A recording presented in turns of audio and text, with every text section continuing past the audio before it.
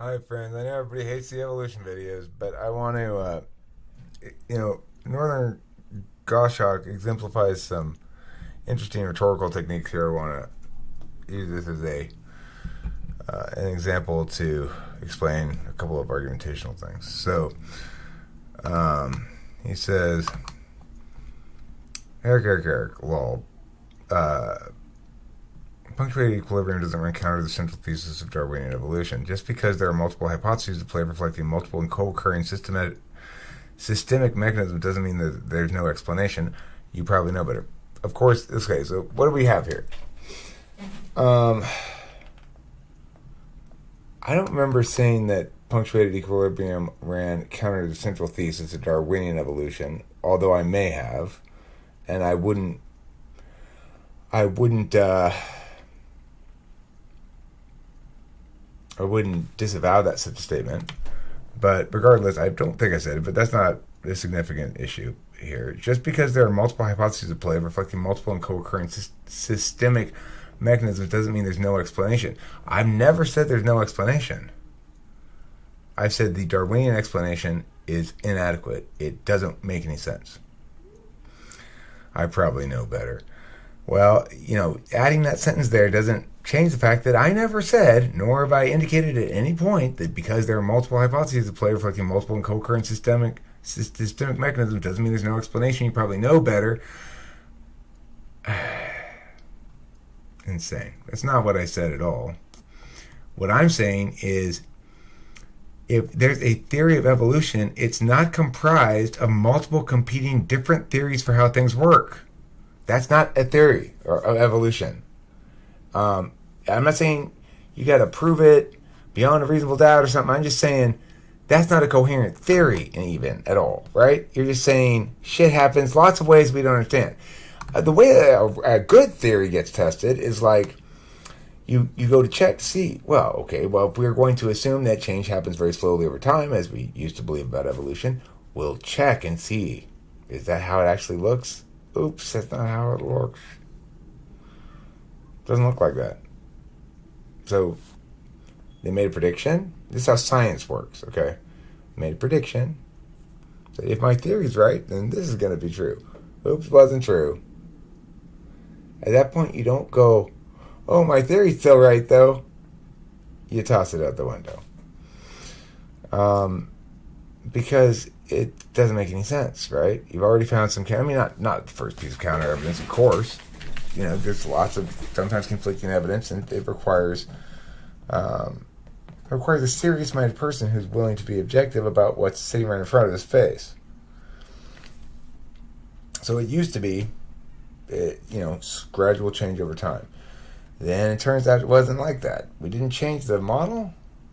Okay, well, let's see. Expand. What's happened here with this evolution thing is you've unknowingly set foot into the kingdom of holism. You need to be overconfidence will not carry you through this one. I'll bet you weren't introduced to a real food web in school either, like this one, which is incomplete by orders of magnitude. Okay? So, you say, I've unknowingly set foot into the kingdom of holism, which means, I'm not exactly sure what he means by that. You need to be overconfidence will not carry you through on this one. I've yet to hear anybody respond to any of my salient points. Strange. I get a lot of pushback, a lot of non-responsive shit. Haven't heard anything really responsive. Shane did one that responsive thing. He found me a virus which is not sexually reproducing, of course. I didn't know that until today. The virus is not sexually reproduced.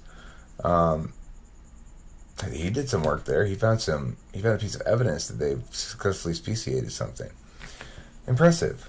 Well, let's extrapolate from that some sort of understanding of the mechanism then. Let's have some equations. Math, things that matter.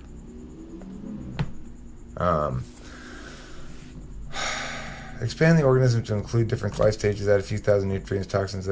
I know, but see, I'm not trying to explain this, right? Evolution is purporting to provide a satisfactory explanation for speciation.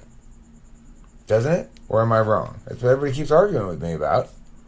Really quite sure about evolution, and yet when I get down to the bottom of it, epigenetics versus punctuated equilibrium is a false dichotomy. I'm not doing epigenetics versus punctuated equilibrium. I'm doing epigenetic change over time versus gradual change over time by genetics, by sexual selection. I'm saying epigenetics makes more sense because at least then we have a mechanism that's actually responsive or adaptive to the environment as it is, rather than somehow magically adaptive to environmental changes that begin and end beyond the scope of the lifespan of the creature.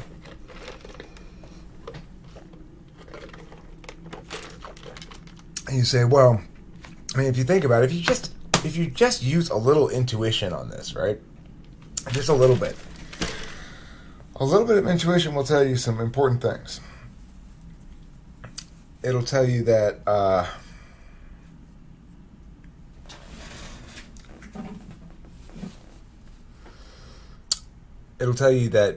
stasis exists for sure, right? That things don't change, they don't evolve. I mean, they change a little bit, they adapt a little bit within the species. Retains this sort of stage of genetic equilibrium, supposedly, right? So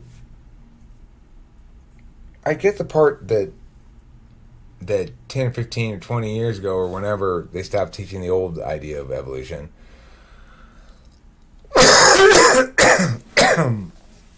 that would have been earning the response that you're getting to me now, right? The notion that no, it's not gradual over time, that it's actually mostly static, and that there's no change over time for most of the time, and there's just periods of lots of rapid early change. Well, oh, I see. So what makes something evolve or not evolve? Lots of explanations.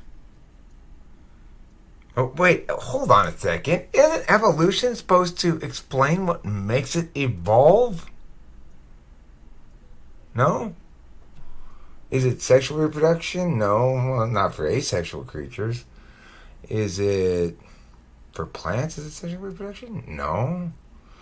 Is it what is it exactly? Oh, random mutations, right? And then that's like makes you more successful, and then that means you mate more. Huh. Is that still the explanation? Epigenetics is just a different part of the gene flow. You're asking me to disprove water from a river with water from one of its tributaries. Okay. Actually, epigenetics is not a tributary of inherited genetics. That's not true. I mean, it's true that everybody's a manifestation of inherited genetics. That doesn't make epigenetics a tributary of it. It makes it a river on a moon of a planet, maybe, right? Which is a little bit different. It's got its own world. And in the way that the inherited is master of epigenetics, so too is epigenetics master of inherited. The point is, genetics, epigenetics, cumulative knowledge, learning a tool means you don't have to spread a new appendage. Well, I'm in full agreement about metaphysical evolution. I'm not in any disputing about that. I'm leading the charge on that. And I don't dispute that. The question is, why did our brain physically evolve the capacity to attain such heights in metaphysical evolution beyond the heights at which it could have anticipated the need for an architecture for, right? Because there's no willed anticipation of that. So I'm really curious about that. But regardless, it's interesting that we evolved this capacity to meta-evolve vastly beyond anything the evolutionary process could have produced. Why would it have produced a forum designed for this kind of communication here? Or is it just an ancillary benefit of some architecture that gives us sexual reproduction benefits? Who mutated the first metacognition?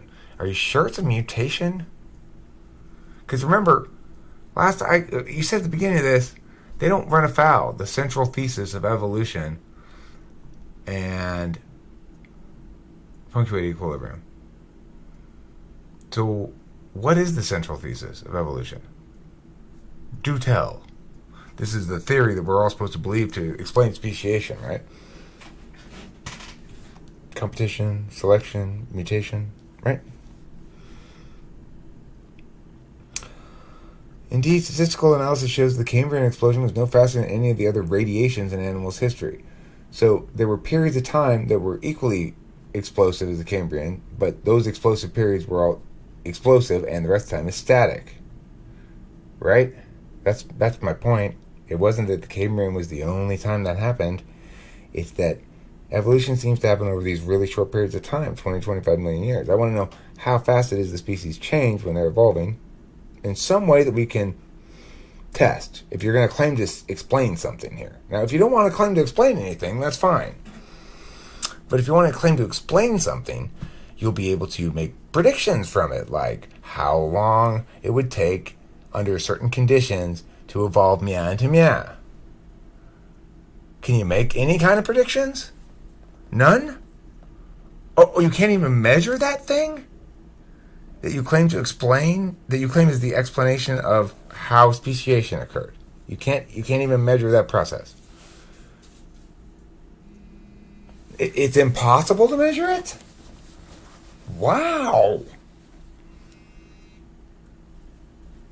Hi, yeah, I'm coming in. I'm sorry, I had to respond to this comment. Oh, you did? Is it overflowing? Okay, I'll be in there in a little bit. I'm sorry.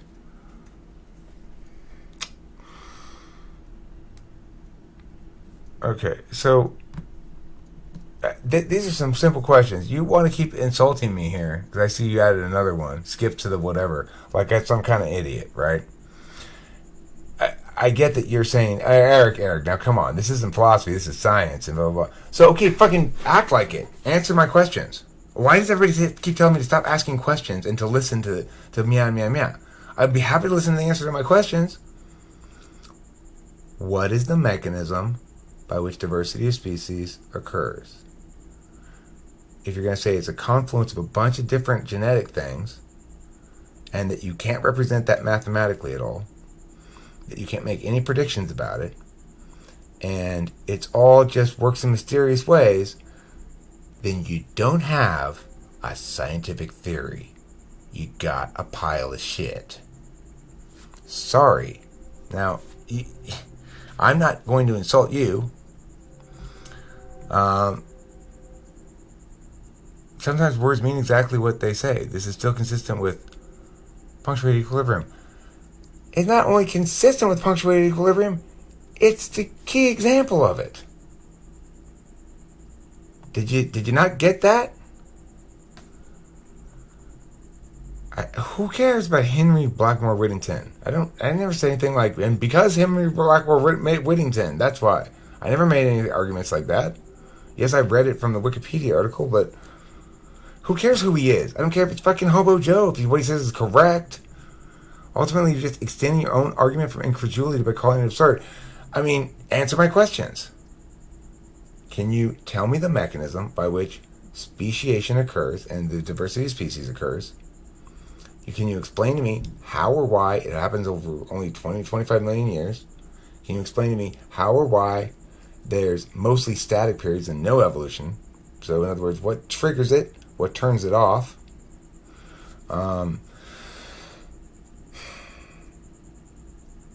If it's really a matter of isolated populations, and if you have to break it down like this, well, it's not really a mechanism per se that's ongoing. It's not a continual process. Once a species gets a certain amount of gene size pool or whatever, it's got to be very small, isolated populations for this to occur. Are you buying it still? It's like, okay, so we're really having to stretch things a lot here to make this fundamental mechanism work that you want to make work. You've got to have genetic drift and punctuated equilibrium. You've got to have isolated populations. And if you keep shifting all the parameters, you can maybe make it kind of seem like it could work, maybe. There's absolutely no intuitive reason to prefer something that's that unnatural a fit, right? It doesn't fit naturally with anything we know. So why are you clinging to it so hard? Why? I don't understand it. And people get fucking angry about this. And not one of them is really answering meaningfully any of my questions, except Shane answered the question about speciation by providing an example of a virus that they've managed to speciate. And keep in mind, it is tough sledding. If you're looking for examples of speciation, go ahead and Google it. See what you find. See what you turn up. See how convinced you are. If there's an evolutionary process that can create this massive diversity of hugely complex growth and huge growth and complexity over short periods of time, relatively 20-25 million years,